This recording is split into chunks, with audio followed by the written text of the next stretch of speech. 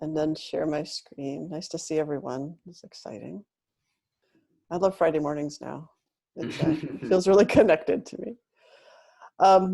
Yeah, so I'm going to go ahead and make that big. There we go. So this is a Hope Intervention brought to you by TILT, the Institute for Love and Time, and we're grateful to our funders for the Time Travel Narratives Project, the Robert Wood Johnson Foundation. And I think there's someone with their microphone on. If you could mute yourself, that would be great. Okay, session 9, Healing with the Long Body and Time. So the schedule today we'll start out with meditation. So healing with the long body and time with Dr. Shapiro. Then we get to have a good chunk of time.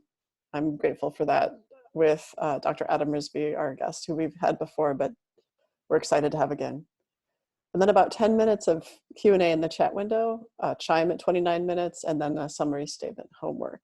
So I'll stop sharing now and turn off my mic. Well, actually, I'll leave my mic on because, oh, no, we're going to do the meditation first. I just told you that. Yes, when you read these things, you don't necessarily track them yourself. So at least it's true. It's my case. Anyway, all right, Michael, you want to go for meditation? Yeah, I think that'd be lovely. Good morning, everyone. Adam, welcome back. Good to see you again. And Michael, I'll let people in the room while. Yes. Yeah. Okay, perfect. Thanks. Okay, everyone, welcome back to our community. Good to see you all and be with you. I'd like to encourage you to get in a comfortable position. We're going to just drop right in. Start my timer. Okay, everyone, welcome back. As a group, let's take a deep breath in. Inhale. And sigh. It's like when you make it to a room of really good friends and you all feel safe together. Take another deep breath and sigh. So rest your mind in your body as the body rests on the chair, the couch, or cushion.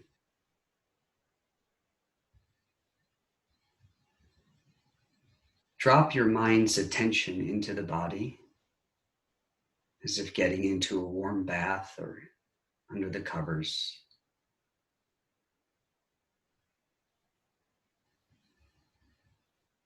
Take refuge in the body, dropping your attention so you feel the body from the inside out.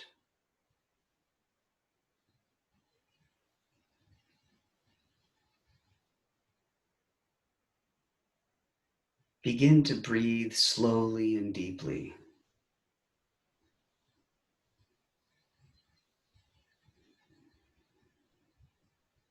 And tell yourself mentally, slow and steady.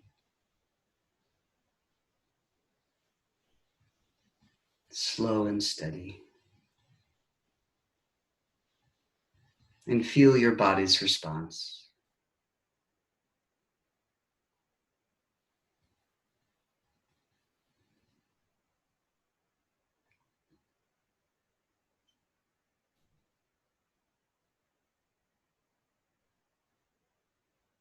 Just attend to the body as it breathes, noting sensation, how the body moves with breath.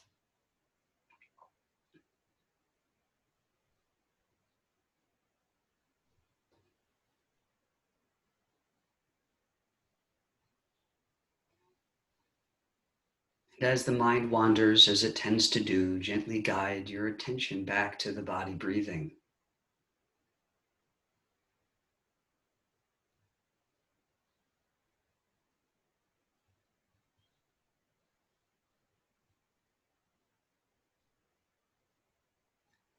And now bring your attention up behind the eyes, as if you're seated deep in the middle of the brain.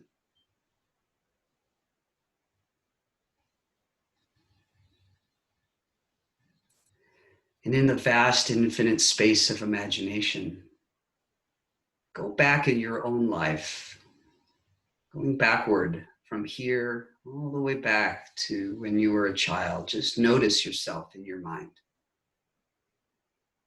Various points in your life.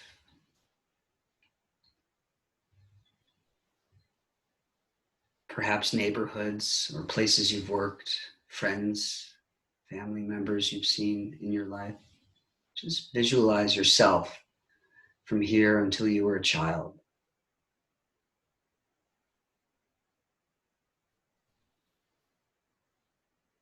Staying present with the body as you see behind you.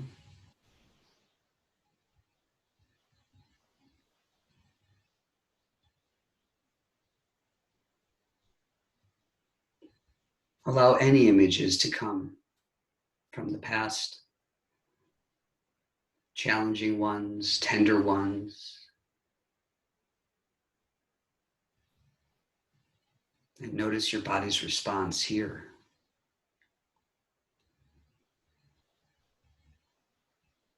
Notice all you've lived through.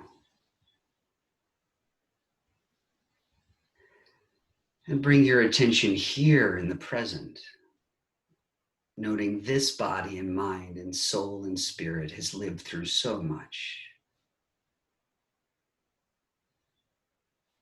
And now extend your vision into the future from here forward. The next 5 minutes to months to years.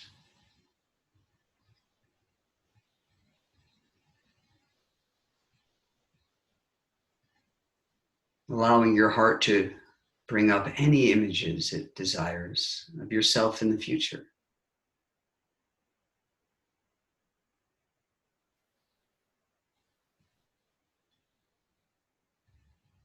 Places you might visit, people you might meet, experiences and challenges.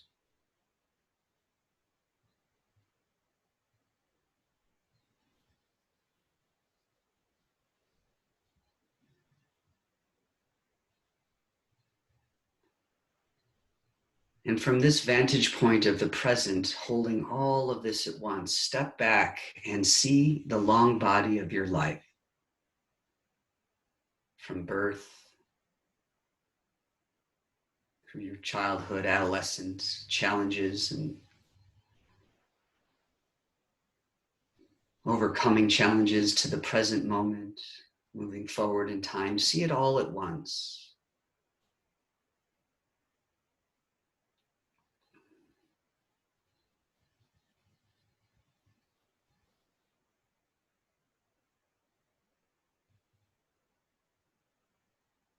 Feel the expansiveness of the present moment, how it includes all of time.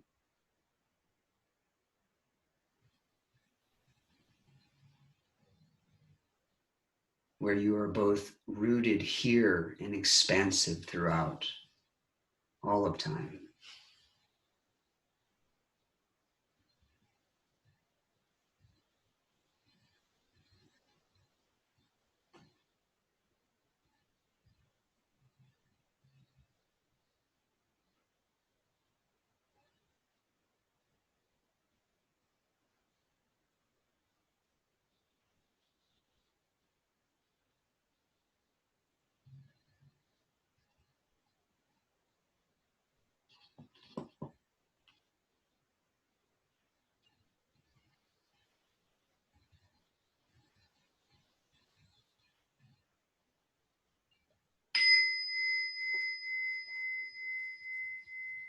From all of time, including this moment, deep breath in,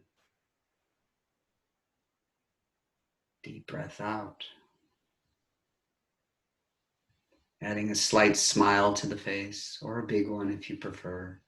Feel the spacious expansiveness as you breathe and return our attention back to the group.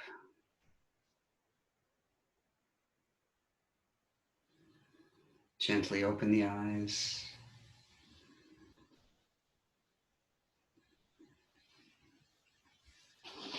Welcoming Adam back into the fold, and all of you.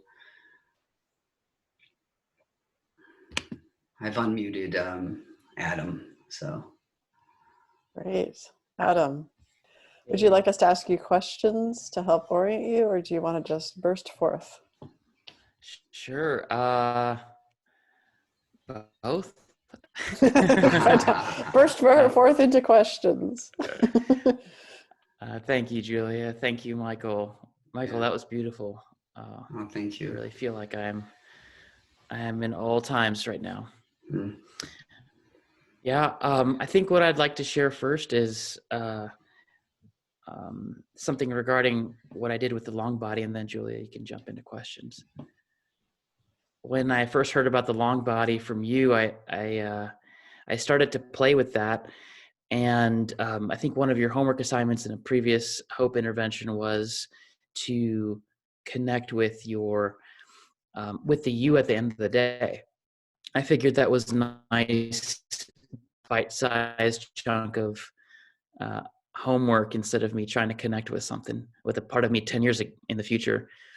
So I started to do that, and I started to feel interesting, different versions of what that might look like. And more particularly, I tied it to a particular practice that I do. In one of the Buddhist traditions, there's this practice of treating the time you fall asleep as if it were the moment that you're dying, so that you go through mentally and emotionally those emotions. There's I think his name's Anyan Rinpoche. He talks about the practice of POA for those of you who are interested. But he invited us at one point to go into that, and I found myself, if I truly allow myself to go there, to really contemplate my mortality that way and treat that moment of falling asleep as if I were dying.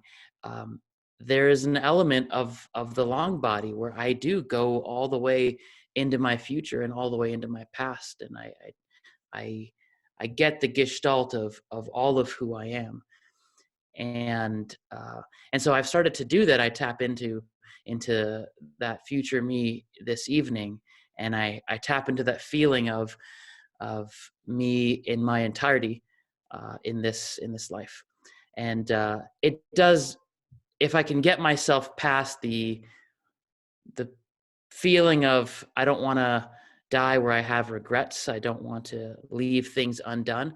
If I can go past that to a place of acceptance of whatever arises in this life, and having that be what it is, then I find a deep sense of peace, and it's helped me go to bed with that peace. So I wanted to share that piece with you. That's wonderful. And especially, I'm sure at the end of your day, you're pretty exhausted. So I'm glad that helps you go to bed with peace. Yeah. So my first question that came to me while you were talking about that is, so last time you talked with us about anchoring your patients. So Adam's an ICU doctor. He's been dealing with coronavirus, among other things, but anchoring your ICU patients, not just coronavirus patients, but all patients, in their most joyful time, whether that's the past or the future, as you interact with them. And the question that came up for me as you were talking about that is, have you thought of, or are you already not only anchoring in your mind when you interact with them, but also resourcing, like teaching them to resource from different points in their timeline? They're at a low resource level when they're in the ICU. So I'm curious, I have a feeling that you're doing that, and I'm wanting to ask you to talk about that. Yeah. How I see it, again, this is very much not taught in the Western tradition. This is just something that I've come to and stumbled upon and experienced myself. But if I was sick and someone came up to me, I would want them to engage me in the fullness of who I am. I'd like for them to engage with me as, Adam at his most expressed, Adam having been the fullest he could be, right? That just allows me. It's almost like someone. It's almost like you enter a door and you're visiting someone's house, and they open the door and they welcome you to a huge foyer, right? It's like this sense of being a gracious host. You can't but feel compelled to step into that space, right? When that spaciousness is offered you, it's almost a compulsion. It's almost like I can't help stepping into this openness, this grandeur before me. So when I work with patients, I get myself in that mindset. I approach them and I don't say anything for the most part. And you know this, Julia, for the most part, one, my patients are intubated and sedated, they're comatose or what have you. They're usually connected to life support and they're critical. So I can't talk with them anyway. But for those who are able to converse, I don't necessarily need to say anything different and let them know that I'm doing this thing. But I come to them and I have a state of being in me where I imagine myself being in this grand open space. I feel joy in my heart, and I see that joy in them, and I say, this is who you are. I can feel the fullness of who you are. Let's both step into that together. And I don't know. I mean, I can't empirically tell you that that's led to people getting better or not, but I know it feels better for me. And I have a feeling that when I am in a different place, the impact that I have on my patients is transformed in a certain way. Very cool. And do you ever have the experience that you could, Michael, did you want to ask a question, or you? Well, I just wanted to follow up on the resourcing idea that I wonder, Adam, what might be going on for them? What could you imagine is going on for them? Even a subconscious, I don't know, because we don't know what consciousness is at this point, but Yeah. what might be going on for them as you're doing this and you're radiating this presence? Well, this is hypothetical. For me, it's speculative, I think, is the more appropriate term. But I would imagine that they're sensing something on a subconscious level, and they're drawing upon their own memories of times when they felt that joy, that love, that peace. And it could be even that if we are to take the viewpoint that the long body does exist, that they're pulling on something from the future, even where they've connected with that, or they tapped into that. And interestingly, Julie and I have been doing research, or we're doing research back at Stanford, where we noticed when people pass away, remote viewers tend to, and Julia, you let me know if this is correct, but remote viewers tend to view the consciousness of the person in a more expanded state, in a perhaps more loving state. And so it could even be that patients are tapping into a part of themselves that's beyond this particular lifetime, and helping themselves remember who they really are. And it's my particular viewpoint that we're not, that the physicality of who we are is just a small portion, but the core of who we are is much deeper, much more expansive. And so I imagine people on a certain level, subconscious perhaps, are pulling on that. Just one correction. It wasn't subtle. It wasn't like a little more loving. It Yeah. was like we were seeing, I was one of the remote viewers, but there were others, but we were seeing like, oh, this person's so like alive and bursting with joy. This is the most alive hospital patient I've ever seen. And that was the dead one. So it sort of suggests that what we're looking at is not the body. Yeah. What, Julia, when are we supposed to go to Q&A? I just want to make sure I don't go over. So that's really, you're being very careful, and I noticed that. And I just wrote a note in the chat window while you were talking that I think you need to roll a little more. I think we need to have less Q&A in the chat window and more of you rolling, because I don't want you to have to be careful about timing. And people are okay with that, apparently. Okay, cool. Yeah. Someone asked about a link to that RV experiment, but we never published that. So that was just us. Yeah, that's true. Yeah. What were you about to say? Yeah, I was just going to say, I find myself doing this more and more to more people, just kind of experimenting around, and there's no reason why we can't do that with each other. I do this with family members. So most of my engagements in the hospital aside from my colleagues, are with family members who are dealing with their loved one who's intubated and sedated and all that. And it's gotten to a point where I have this sense of spaciousness in me it's sort of like a smart dial, right? Like I just touch it in my mind and I go there, and I approach them with that.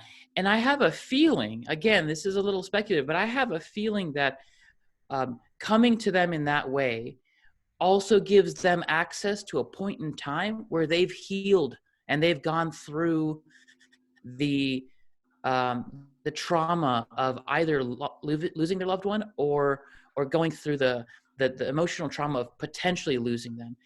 And there have been times even where I would suggest, I know it doesn't feel this way right now, but there will be a time where we can talk about this and treasure the precious moments that we've had with our loved ones.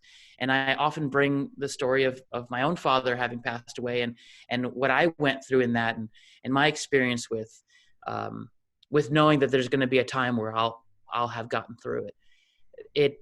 It's almost like I give them, sometimes directly, but sometimes subconsciously, a cue that you can reach on that part of you that's healed, that's gone through this. Okay, so that's like the resourcing in time piece. Yeah. And do you do that inside yourself when you're doing healing work? Because like as Michael had us go through in the meditation, I personally have had the experience that when I try to heal others without drawing on those resources outside of this present moment, so resources in the long body, without doing that, I'm drained.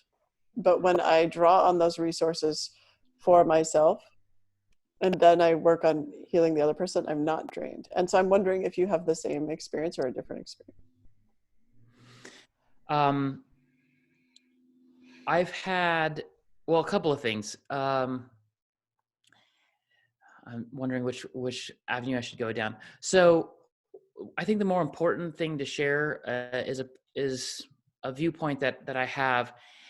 Ultimately, it's my opinion that the essence of who we are, the core of who we are, is outside of time, is in a, I don't know, dimension, if you will. I mean, the words kind of fail at that point because everything implies some form of demarcation. But I feel like the core of who we are cannot be defined within time or space, for that matter. I think it's outside of the construct. And so when I meditate and when I work with myself, that's where I go. I go to that place and I don't feel drained. For me, that's my resourcing. That's what I connect to, because, well, there's many reasons for that, but for myself, that's what I do. And I've had an experience in terms of resourcing personally with a future self. When my father died, one of the first thoughts that came to me was, I know I'm going to be on the other side of this. I know it.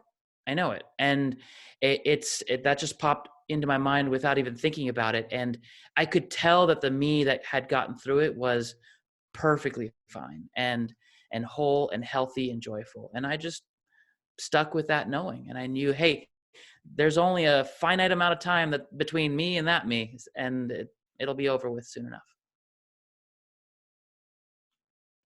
I think there's a nice question in the window that says, have you ever asked family members to meditate on the patient as vital and healthy? Kind of the shift you made to the future self, that was fine. Do you invite patients' families to do that as well, or interact with the patient that way? I do, but you have to realize not everyone's open to hearing this on multiple levels. On a metaphysical, spiritual, psychological level, some people can't go there. So I have to listen. Sometimes I'll probe with words and suggestions and see how they respond to that. And then the other thing that I look for is not everyone's ready to go there emotionally. And in the many years I've had to experience the grieving process and helping people go through that, I realize I can't can't plant that seed yet without first giving them the time and space to fully grasp the gravity of what's happening and go through that. Because then seeds of hope or this kind of suggestion might be a reach for false hope and a sort of bypassing. They won't allow themselves to feel the grief. Instead, they'll go to this hoping that they're going to get better. I need them to have gone through it first, and I can feel it. I'll know when they'll get through it. And then I offer that suggestion because they've already accepted the possibility that they might die. Adam, I'm excited because that's exactly like the research that shows that when people are trying to do this future self thing, but it becomes a fantasy that's not rooted in the present moment and not rooted in acceptance of what is right now, it actually makes them more depressed. So that's, it just feels to me like you're just intuitively right on. Wow, I'd love to read that research. It feels right to not go there with them. Yeah. And then for some people, you just have keen intuition around when it's appropriate for which people. Yeah.